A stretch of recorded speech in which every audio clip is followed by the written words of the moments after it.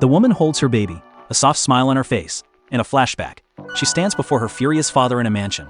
He shouts at her, but she turns her back, dragging her suitcase out the door, abandoning her wealth. In the present, she watches as her husband pulls up in his car. He's now a successful CEO. She walks towards him, holding their child. An older woman follows with an umbrella. The husband smiles from the driver's seat, but the wife's expression freezes. A young woman in a white dress sits in the passenger seat, smiling brightly. The wife's face falls. She stares in disbelief. She approaches the car, her expression hardening. The girl in white turns and extends her hand with a cheerful smile. The wife glares, remembering her husband's past love, a woman who died in a hospital bed, a woman who looks exactly like this girl. The husband weeps in the memory, his heart breaking as the monitor flatlines. Back in the present, the wife slaps the girl's hand away. The girl flinches, stunned. The wife's eyes lock onto the sapphire necklace around the girl's neck. Her necklace, the girl touches the jewelry nervously, her smile gone. She tries to explain, looking flustered.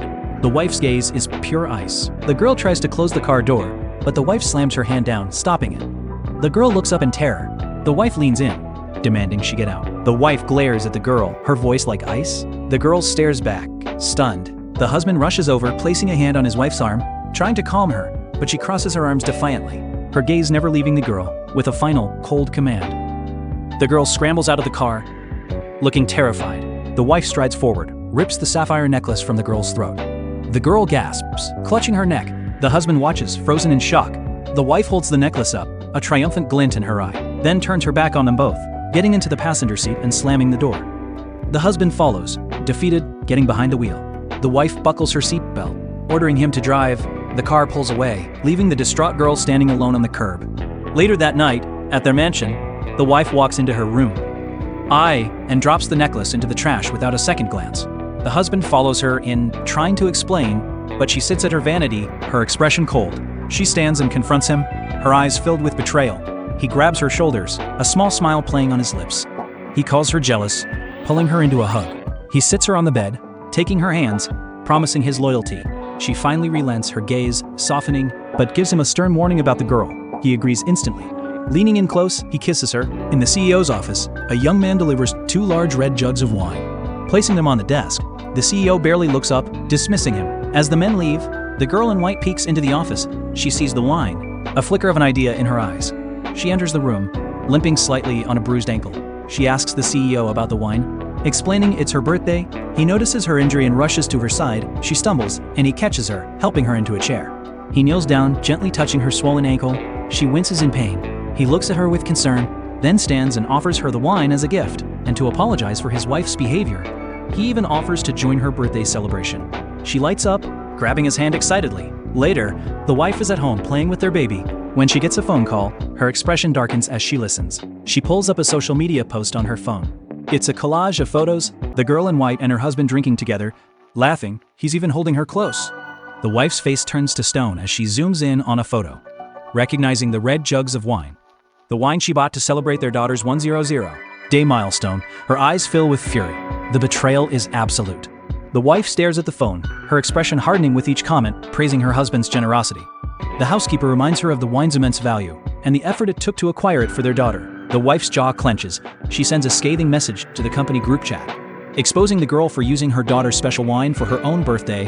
In the office break room, the employees gossip about the message. The girl in white looks distraught.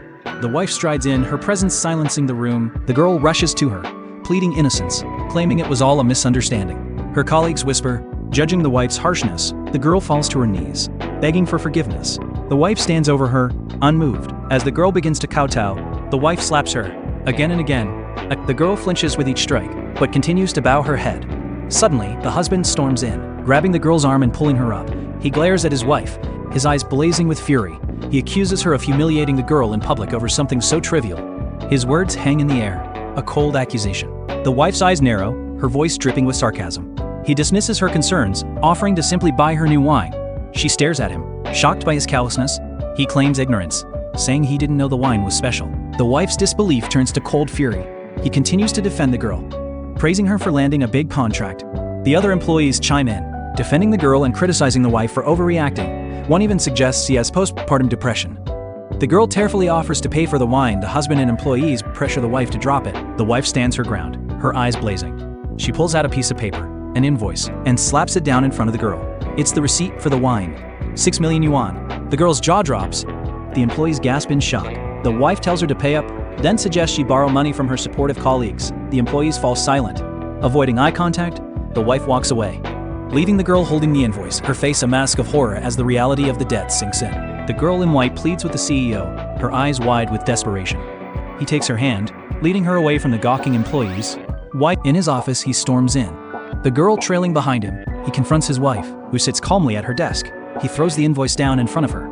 The girl follows him in, tearfully begging the wife for mercy, claiming she can't afford the exorbitant price.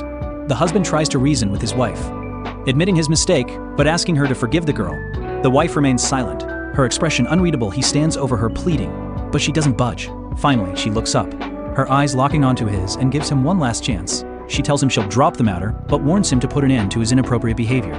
She takes the girl's ID badge, a clear threat, and tells her the consequences will be severe if she doesn't back off. The girl nods, terrified. Later that night, the wife sits at her vanity, the husband brushing her hair. He apologizes, blaming her hormones for her emotional state. She looks at him, her expression weary, and asks if he still loves her. He embraces her, swearing his eternal love and devotion. She hugs him back, a single tear rolling down her cheek, warning him not to disappoint her again. An assistant storms up to the girl in white, slamming a termination letter on her desk. The girl is stunned, asking why she's being fired. The assistant coldly informs her it's for having inappropriate intentions towards the CEO, and tells her to leave. The girl collapses to the floor, sobbing. Just as the CEO walks in, he rushes to her side, helping her up. He glares at the assistant, demanding to know who authorized the firing. The girl tearfully explains that the wife must have been behind it. The CEO's face hardens. He grabs the girl's hand, pulling her close, and makes a stunning announcement to the entire office. He fires his wife from her manager position and promotes the girl in white to take her place. He then declares that all future personnel changes must go through him. The assistant stands in shock. The girl looks up at the CEO, a triumphant smirk on her face. The CEO storms into the house with the girl in white. He slams a bowl of porridge from the table. It shatters on the floor. He confronts his wife, furious that she fired the girl. The wife calmly sends the housekeeper and baby upstairs, then turns to face him, accusing him of flaunting his affair. He denies it, demanding to know why she won't leave the girl alone. The wife lists the girl's transgressions, but he dismisses them. The girl plays the victim, offering to leave to keep the peace, but the husband stops her. He declares that the girl is his now, and that he's moving out. The wife is stunned, her face a mask of disbelief. He threatens divorce if she continues to bother the girl. The girl smirks, offering to take care of the husband for her. The wife glares at her, then tells her to get out. The girl leaves with a triumphant smile. The wife watches them go, her heart breaking, for the next 2 months. They live apart. He ignores their daughter, spending all his time with the girl. The wife scrolls through social media, seeing photos of them on vacation, looking like a happy couple. Her resolve hardens. She meets with a lawyer, signing a contract to withdraw all her investments from her husband's company. The lawyer warns her that this will bankrupt him within hours, but she doesn't hesitate. She then instructs him to prepare divorce papers, her decision final. At the baby's 100-day celebration, the CEO arrives with the girl in white on his arm. Her parents are also there, fawning over the CEO and enjoying the lavish party. The girl's mother boasts about how her daughter secured $1 billion deal for the company. The wife arrives, dressed in a stunning white suit. She approaches her husband, her expression cold, ready to end things. Suddenly, she bumps into the girl's mother, who berates her for being clumsy. The wife confronts them, asking who they are. The parents proudly introduce themselves, revealing that the CEO invited them personally. The mother then insults the wife, calling her a wasteful housewife, and comparing her unfavorably to her own daughter. The wife claps back, pointing out their lack of class, and threatens to have them thrown out. Just then, she sees the housekeeper holding the baby. But the baby isn't with her. The wife panics. Searching the room, she spots the CEO holding their daughter, with the girl in white cooing over her. The girl gently touches the baby's head, right on the soft spot. The wife gasps in horror, realizing the danger. She screams for her to stop, but the girl pretends to be startled, dropping the baby. The wife lunges forward, desperate to catch her child. The wife dives to the floor, catching her baby just in time. The infant wails, unharmed but terrified. The guests rush over, a chaotic scene unfolding. The wife clutches her child. The husband reaches for the baby, but she pulls away, her eyes filled with terror and fury. The housekeeper takes the crying infant. The wife turns to the girl in white and slaps her hard across the face. The husband freezes, stunned. The wife accuses the girl of intentionally trying to harm her child. The girl feigns innocence, but the wife presses her, demanding to know why she touched the baby's soft spot. The girl's mother rushes to her daughter's defense, shouting at the wife and accusing her of being paranoid. The wife explains the danger, but the mother dismisses her concerns, blaming the wife's outburst for startling her daughter and causing the fall. The wife stares at her husband, her eyes pleading for him to see the truth. But he sides with the girl, calling it an accident. The wife's heart shatters. The guests begin to murmur, judging her for making a scene. The husband tries to silence her, telling her to stop making baseless accusations. The wife's face crumples, tears of betrayal streaming down her cheeks. He grabs her arm, but she pulls away, her voice trembling with rage. She tells him their marriage is over and demands a divorce. Everyone gasps. The husband stares at her, his face a mixture of shock and anger. The wife repeats her demand, her voice clear and strong. He scoffs, dismissing her words as an empty threat. She calmly explains that she's disgusted by his behavior, his neglect of their newborn daughter, and his blatant affair with the assistant. He tries to defend himself, claiming the billion-dollar deal was the girl's achievement. But the wife reveals the truth. She was the one who arranged the deal. She checks her phone. A message from her lawyer confirms that her husband's company will go bankrupt at noon. She looks at him, her eyes cold, and tells him that the billion-dollar deal he's so proud of was never the girl's to claim. He scoffs again, but the girl starts to panic. The wife begins a countdown. 3, 2, 1. Suddenly, confetti explodes from the ceiling. But the mood is anything but festive. Phones start buzzing all around them. The guests stare at their screens in shock. The news has broken. The CEO's company is facing imminent bankruptcy. The girl's parents are horrified. The girl grabs her phone, her face paling as she reads the headlines. The CEO snatches the phone from her, his eyes widening in disbelief as he sees the news, his empire crumbling before his very eyes. He looks up at his wife, who meets his gaze, with a look of cold, hard triumph. The CEO stares at his phone, bewildered. The guests murmur amongst themselves, realizing the wife's prediction came true. The CEO is in disbelief. He can't understand how she knew. The guests start to piece it together, realizing she must be the secret heir to the massive John Corporation. The girl in white tries to comfort the CEO, insisting the news must be fake. But he's too stunned to listen. He can't believe his company is ruined. The girl accuses the wife of fabricating the news to get back at him. He looks at his wife, his eyes pleading, but she stands firm. The girl continues to play the victim, blaming the wife for causing this scene. The husband grabs his wife's arm, offering to move back in if she'll just stop. But she looks at him with cold disdain. She tells him it's too late.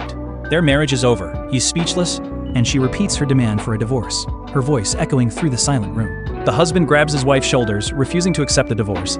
He insists he hasn't cheated, but she cuts him off, calling him disgusting. She lists all his betrayals, from neglecting their newborn to flaunting his affair at their daughter's party. He argues that the girl's parents were there to celebrate her business success. But the wife sees through his lies. Her words are like daggers, and he finally snaps, shouting that he's tired of her accusations. She holds up the divorce papers, her decision final. She wants half the assets and full custody of their daughter. He rips the papers from her hand, tearing them to shreds. He grabs her wrist, refusing to let her go, dragging her out of the party. Back at their home, he pleads with her, admitting he was wrong to stay away, but insisting it was only to spite her. He promises to be a better husband and father, and presents her with a gift, a beautiful diamond necklace. She closes the box. Pushing it away, she tells him it's not about gifts, it's about his attitude, his constant defense of the other woman, his betrayal of her trust. He pulls her into a desperate hug, begging her not to leave him, but she's cold in his arms, telling him it's too late, she has no feelings left for him. He pulls back, stunned, as she stares at him with empty eyes.